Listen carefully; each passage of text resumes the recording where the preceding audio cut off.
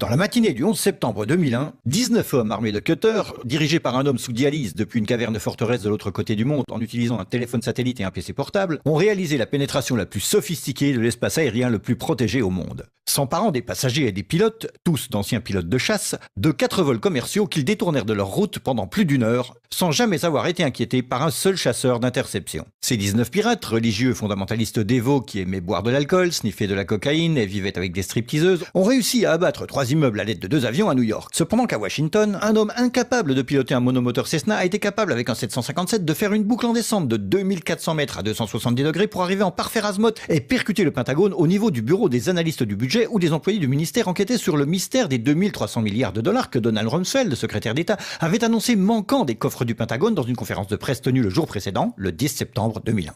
Par chance, les médias ont su qu'il avait fait en quelques minutes. Osama bin Laden. Et les grands pontes en quelques heures. Osama bin Laden. Les officiels dans la journée. Terrorists who committed these acts and those who harbored them. Et les preuves sont littéralement tombées dans la poche du FBI. That a hijacker's passport was found blocks from the World Trade Center crash site, if you can believe that. Mais pour une raison ou une autre, des conspirationnistes fous ont demandé une enquête sur la plus grosse attaque perpétrée sur le sol américain de toute l'histoire. Cette enquête a été retardée, sous-financée, sabotée, en conflit d'intérêts et menée secrètement du début à la fin. Elle était basée sur des témoignages obtenus sous la torture et dont on a détruit les enregistrements. Elle n'a pas mentionné l'existence du Building 7, Double Danger, Ptetch, Sibel Edmonds, Ben Laden et la CIA, et les manœuvres militaires simulant des avions détournés et jetés sur des immeubles menées au moment précis où c'était en train de se produire. Elle a été trompée par le Pentagone, la CIA, l'administration Bush. Et à propos de Bush et Cheney, eh bien, personne ne sait ce qu'ils ont dit car leurs témoignages étaient secrets, pas enregistrés, pas sous serment et à huis clos. Ce n'était pas important de chercher qui a financé les attaques, car cette question a peu de signification pratique. Cependant, la commission d'enquête du 11 septembre a brillamment répondu à toutes les questions du public, excepté la plupart de celles posées par les familles des victimes, et a pu pointer les fautes des personnes responsables, bien qu'aucune n'ait perdu son boulot, déterminant que ces attaques étaient dues à... failure of imagination. Parce que...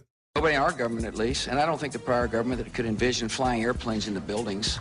Excepté le Pentagone, la FIMA, le NORAD et le NERO.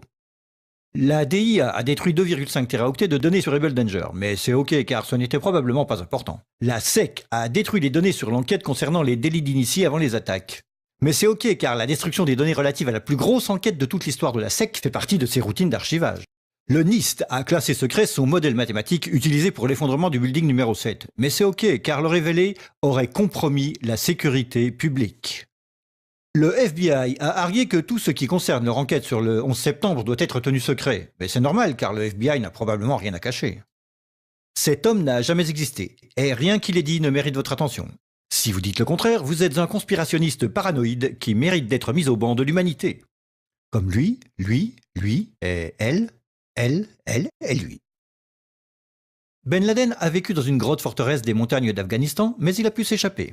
Puis il s'est caché à Tora Bora, mais il a pu s'échapper. Puis il a vécu 10 années à Abbottabad, mettant en échec le réseau d'espionnage le plus efficace et le plus sophistiqué du monde et de l'histoire, tout en publiant vidéo sur vidéo en totale impunité, rajeunissant au gré des vidéos réalisées, avant d'être capturé par un vaillant commando de Navy SEAL dans une opération non filmée, durant laquelle il n'a pas résisté ou peut-être utilisé sa femme comme bouclier humain, et pendant laquelle ces as des forces spéciales ont paniqué et tué cet homme désarmé, censé être la meilleure source d'information de la planète concernant le terrorisme. Puis ils l'ont jeté dans l'océan avant d'en parler à quiconque. Puis 2 douzaines de membres de ce commando ont péri dans un crash d'hélicoptère en Afghanistan. Ceci est l'histoire du 11 septembre comme elle vous est rapportée par les médias qui vous ont dit la pure vérité sur... Et...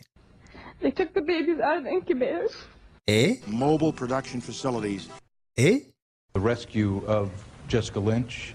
Si vous avez un doute sur cette histoire, vous êtes une chure de rat, un paranoïaque, un cinglé, vous détestez les chiens et les enfants et vous serez conspué par le monde entier. Si vous aimez votre pays et la liberté, la joie, les arcs-en-ciel, le rock, les chiots, les tartes aux pommes et votre grand-mère, alors vous n'émettrez jamais le moindre doute sur aucune des parties de cette histoire, à personne, jamais. C'était une annonce publique sponsorisée par les amis du FBI, de la CIA, NSA, DIA, SEC, MSM, Maison-Blanche, NIST et de la Commission sur le 11 septembre. Parce que l'ignorance, c'est la force.